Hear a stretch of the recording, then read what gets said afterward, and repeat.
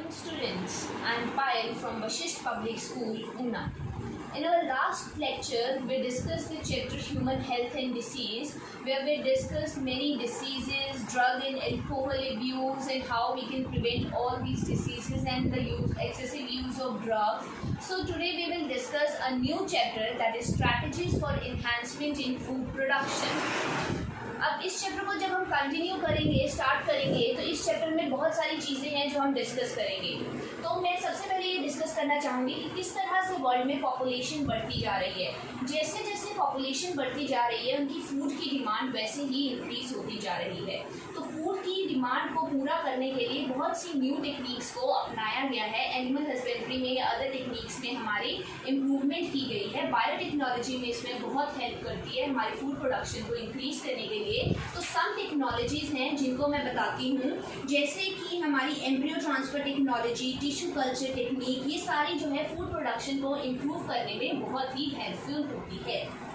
तो कैसे ये सारी टेक्निक्स हेल्पफुल होती है, कैसे हम फूड प्रोडक्शन को बढ़ा सकते हैं, कैसे हम लोगों के काम आ सकते हैं, ये सारी चीज़ें डिस्कस करने से पहले आज का हमारा जो सबसे पहले टॉपिक है, दैट इज एनिमल हस्बेंड्री।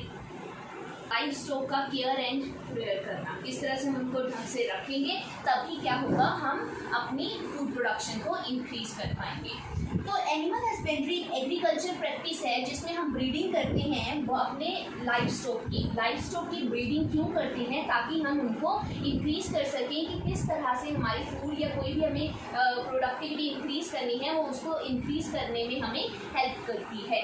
सो जैसे कि फार्मर्स बहुत सारी स्किल्स अपनाते हैं, साइंस का भी इसमें बहुत ज़्यादा इंपॉर्टेंट रोल है, तभी ये स्किल्स जो हैं हेल्पफुल हो पाती हैं। Animal husbandry care and breeding करता है लाइफ स्टॉक की, जैसे बफलोज, काउस, पिग्स, हमारे हॉर्सेस, कैटल, शीप, ये सारे आ जाते हैं। अगर हम अपने एनिमल हस्बेंड्री को थोड़ा सा इंक्रीज करें तो इसमें पोल्ट्री फार्मिंग आ जाएगी, हमारी फिश फार्मिंग आ जाएगी, हमारी बी कीपिंग आ जाएगी। ये सारी चीज़ें भी हम साथ के साथ एनिमल हस्बेंड्री के अपना सकते हैं, ताकि हम अपनी प्रोडक्टिविटी को इंक्रीज कर सकें। तो अगर हम फिशरीज की बात करें तो it include rearing, catching, selling of fish, mollusc. ये सारी फिशेस को हम पहले इनको हम पकड़ेंगे, देन हम उनको सेल करेंगे, अपने ही फायदे के लिए सेल करेंगे। उसके बाद हम जैसे जैसे देखेंगे कि एनिमल्स लाइक बीज, silkworm, prawns, crabs, fishes, sheep, camel, ये भी ह्यूमंस यूज़ कर रहे हैं। इनसे बहुत सारे इंपॉर्टेंट प्रोडक्ट्स के लोग बना रहे हैं, जैसे मिल्क, एग्स, मीट, वूल, सिल्क, हनी, इस तरह की चीज़ें इनसे प्रोड्यूस करते हैं और इनसे अपना आगे एक मनी का सोर्स बनाया हुआ है इसको इन्होंने लोगों ने। और इनको वो जब हस्बेंड्री इनकी करते हैं, इनको जब वो रखते हैं अपने पास, तो इनसे बहुत सारे अदर बेनिफिट्स भी वो लेते हैं और हम सभी को उससे मिलने वाले प्रोडक्ट्स जैसे मिल्क, एग एक्सेट्रा, ये सारी चीज़ें मिलती है जिसका हम फर्दर फिर यूज़ करते हैं। ये एस्टिमेट करना बहुत ज़रूरी है कि 70% ऑफ वर्ल्ड का लाइफ स्टॉक जो है, 70% of world's life stock in India and China और इंडिया में 70% लाइफ स्टॉक होता है। हाउएवर ये सरप्राइज की बात है कि हमारे वर्ल्ड की फार्म प्रोड्यूस जो है ओनली 25% है। इतना 70% हमारा लाइफ स्टॉक है, लेकिन स्टिल जो फार्म प्रोडक्शन हमारी प्रोड्यूस चीज़ें हैं वो ओनली 25% ही है। तो प्रोडक्टिविटी इसमें पता चल रहा है हमारी क्या है, बहुत ही लो है। लाइफ स्टॉक हमारे पास 70% है चाइना और इंडिया के पास, बट स्टिल उनकी प्रोडक्टिविटी क्या है, बहुत ही कम है, दैट इज 25%। तो इन एडिशनल जो इन कन्वेंशनल प्रैक्टिसेस तो एनिमल ब्रीडिंग की, केयर की हम अपना रहे हैं, लेकिन इसके साथ साथ हम अगर चाहते हैं हमारी प्रोडक्टिविटी बढ़े, हमारी क्वालिटी बढ़े, तो हमें इसके साथ साथ न्यू टेक्निक्स को भी अपनाना पड़ेगा, तभी हमारा पॉसिबल हो पाएगा। First topic of this chapter is management of farm and farm animals. Farm और फार्म एनिमल्स की हम मैनेजमेंट कैसे कर सकते हैं। हम अपनी ट्रेडिशनल अप्रोचेस तो लगा रहे हैं कि किस तरह से हम अपने फार्म के प्रोडक्ट्स को, इनकी ईल्ड को बढ़ा सकते हैं, लेकिन उसके साथ साथ हमें साइंटिफिक चीज़ें भी साथ में यूज़ करनी चाहिए। हमें अपनी न्यू टेक्निक्स, न्यू टेक्नोलॉजी को भी अपनाना चाहिए। अगर हम न्यू टेक्नोलॉजीज अपनाएंगे तभी हम अपनी फार्म की मैनेजमेंट को और ज़्यादा अच्छे से कर पाएंगे और हम अपनी प्रोडक्टिविटी और ईल्ड को भी क्या कर पाएंगे, इंक्रीज कर पाएंगे। तो सबसे पहले हम बात करेंगे डेयरी फार्म मैनेजमेंट की। डेयरी फार्म मैनेजमेंट नाम से क्या पता चल रहा है, डेयरी फार्म प्रोडक्ट्स हमारे बनेंगे अगर हम उनको मैनेज प्रॉपरली करेंगे। तो तो dairying is the management of animals for milk and its product for human consumption. Dairying क्या होता है, हमारे ह्यूमन की कंजप्शन के लिए मिल्क या उससे बने हुए प्रोडक्ट्स को मैनेज करना। लोगों को हम चाहते हैं कि मिल्क और उससे जुड़ी हुई चीज़ें मिले, तो उसके लिए हमें पहले डेयरिंग सिस्टम को अपने अच्छा करना पड़ेगा। तो बहुत सारे हमारे डेयरी के बहुत सारे प्रोडक्ट्स बनते हैं जिसमें मिल्क यूज़ होता है, लेकिन डेयरी फार्म मैनेजमेंट में हम इस चीज़ के साथ डील करते हैं कि कौन से हमारे सिस्टम्स हैं, कौन सी हमारी प्रोसेसेस है जिससे हम डेयरी में बनने वाली चीज़ों को, उनकी ईल्ड को, उनकी प्रोडक्टिविटी को बढ़ा सकें और साथ साथ हमारे मिल्क की क्वालिटी को बढ़ा सकें। हमें ऐसे मेथड्स अप्लाई करने हैं जिससे हम अपने मिल्क की प्रोडक्टिविटी को बढ़ा सकें। जो भी हम डेयरी फार्म में जो भी हम लाइव स्टॉक यूज़ करते हैं जिससे मिल्क हमें मिलेगा काऊ से, बफेलो से, तो उनसे मिलने वाले दूध की प्रोडक्टिविटी हमारी बहुत ज़्यादा हो और उनकी क्वालिटी भी हमारी क्या हो, बहुत ही ज़्यादा हो। Flashlight on. So dairy farm में बनने वाले प्रोडक्ट्स की हमें प्रोडक्टिविटी को क्या करना है, ईल्ड को इंक्रीज करना है। तो सिलेक्शन ऑफ गुड ब्रीड जो है, अगर हम अच्छी ब्रीड का लाइव स्टॉक यूज़ करेंगे तभी हम अपनी प्रोडक्टिविटी को इंक्रीज कर पाएंगे, ईल्ड को अपनी इंक्रीज कर पाएंगे। अगर हमारी ब्रीड, जिससे काऊ या बफेलो की ब्रीड जो कि ज़्यादा मिल्क नहीं दे पा रही, हम ऐसी ब्रीड को अगर यूज़ कर रहे हैं तो ऑब्वियसली हमारी प्रोडक्टिविटी डाउन जाएगी। प्रोडक्टिविटी डाउन जाएगी तो हम लोगों की जो भी ज़रूरतें हैं उनको पूरा नहीं कर पाएंगे। तो हमारे को क्या करना पड़ेगा, अच्छी ब्रीड को सिलेक्ट करना चाहिए। ऐसी ब्रीड सिलेक्ट करनी जो अच्छी क्वालिटी का मिल्क देती हो, एंड सेकेंड चीज़ जो हमारे प्रोडक्ट्स जो उससे बने वो अच्छी क्वालिटी के बने। दूसरी चीज़ हमारी ब्रीड का हमें ये भी ध्यान रखना है कि वो जो ब्रीड है हमारे को वो डिसीजेस फ्री हो।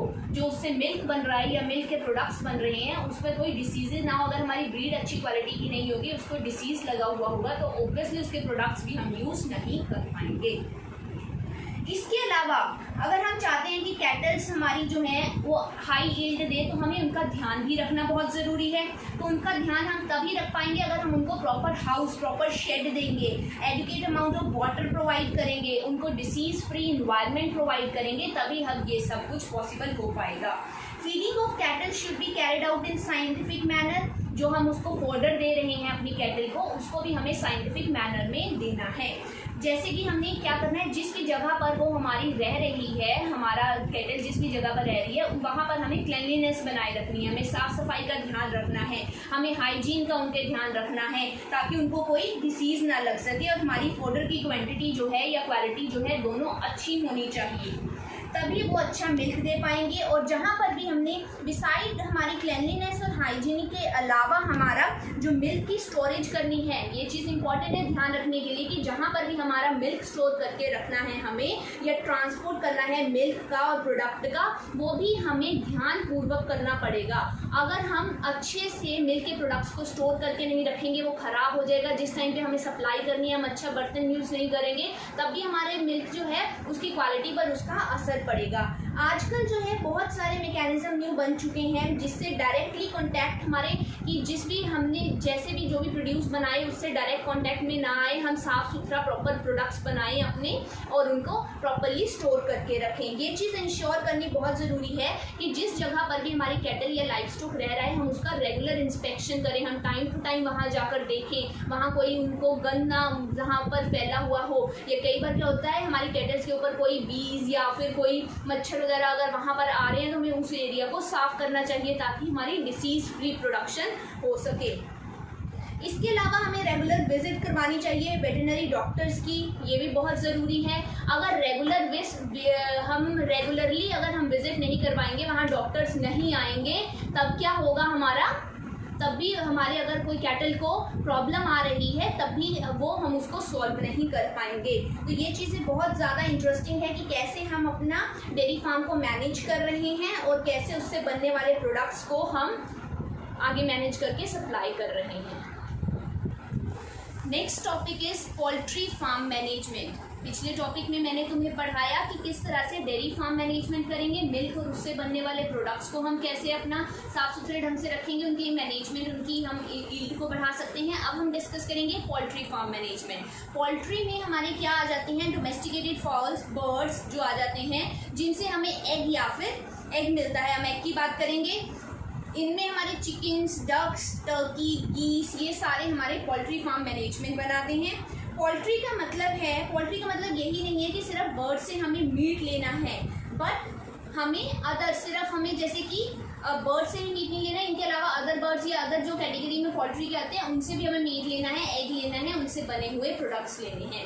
तो अगर हम चाहते हैं कि उनकी ईल्ड भी हमारी ज़्यादा हो, तो उसके लिए भी जैसे मैंने बोला था डेयरी फार्म मैनेजमेंट में हमें क्या करना है, उनको क्लेanलीनेस, हाइजीन और उनको प्रॉपर फॉडर, उन सारी चीज़ों का ध्यान देना पड़ता है। वैसे ही हमारा पोल्ट्री फार्म मैनेजमेंट में भी हमें क्या करना है, disease free and suitable breed हमें सिलेक्ट करनी है ताकि हम अच्छी प्रोडक्टिविटी कर सके। अगर हमारी ब्रीड अच्छी क्वालिटी की नहीं होगी तो हम क्या होगा, हमारी जो प्रोडक्ट्स बनकर आएंगे उसका अच्छे से हम ध्यान नहीं रख पाएंगे, उसको हम अच्छे से यूज़ नहीं कर पाएंगे और ह्यूमंस को उसके बेनिफिट्स नहीं मिल पाएंगे। तो जहाँ पर भी हमारी कोई भी ब्रीड रह रही है वहाँ पर proper and same farming conditions होनी चाहिए, proper feeding, water, hygiene, health care, ये सारी चीज़ें बहुत ही ज़्यादा ज़रूरी है पोल्ट्री फार्म मैनेजमेंट के लिए। जब भी हम कभी चाहते हैं कि हमारी अच्छी क्वालिटी की हमारी कोई भी चीज़ है वो अच्छी क्वालिटी की आए, तो उसके लिए हमें सबसे मोस्ट इम्पॉर्टेंट चीज़ जो याद रखने वाली है वो ये है कि हमारी जो ब्रीड हम सिलेक्ट कर रहे हैं, ब्रीड चाहे वो हमारी डेयरी फार्म मैनेजमेंट में बात करें, चाहे हम पोल्ट्री फार्म मैनेजमेंट में बात करें, जब भी हम ब्रीड की बात कर रहे हैं, अगर हमारी ब्रीड अच्छी क्वालिटी की नहीं होगी तो क्या होगा, हमारे प्रोडक्ट्स भी अच्छे नहीं होंगे। हमें ये चीज़ खास ध्यान रखनी है कि हम ऐसी ब्रीड सिलेक्ट करें जो हायर प्रोडक्टिविटी देती हो, डिसीज़ फ्री हो और हमारी सारी कंडीशन जो है मोस्टली फुलफ़िल कर रही हो। अगर ये चीज़ें हमारी फुलफ़िल नहीं हो रही, इट मीन्स हमारी ब्रीड से हमारी डिमांड पूरी नहीं हो पा रही और वो ब्रीड हमें हेल्पफुल नहीं होगी। तो कोई भी ब्रीड है, चाहे एनिमल की है चाहे बर्ड की है, उसका प्रॉपर हाइजीन होना चाहिए, हाइजीनिक कंडीशंस हमें वहाँ अप्लाई करनी चाहिए। हम जहाँ पर भी उस ब्रीड को रख रहे हैं वहाँ पर प्रॉपर हाइजीनिक कंडीशंस होनी चाहिए, उनकी प्रॉपर केयरिंग रेयरिंग करनी है। हमें ध्यान देना है कि उनका फॉडर जो उनको मिल रहा है प्रॉपर टाइम पर मिल रहा है और सारी चीज़ें जो उनकी ज़रूरत की है वो उनको मिल रही है।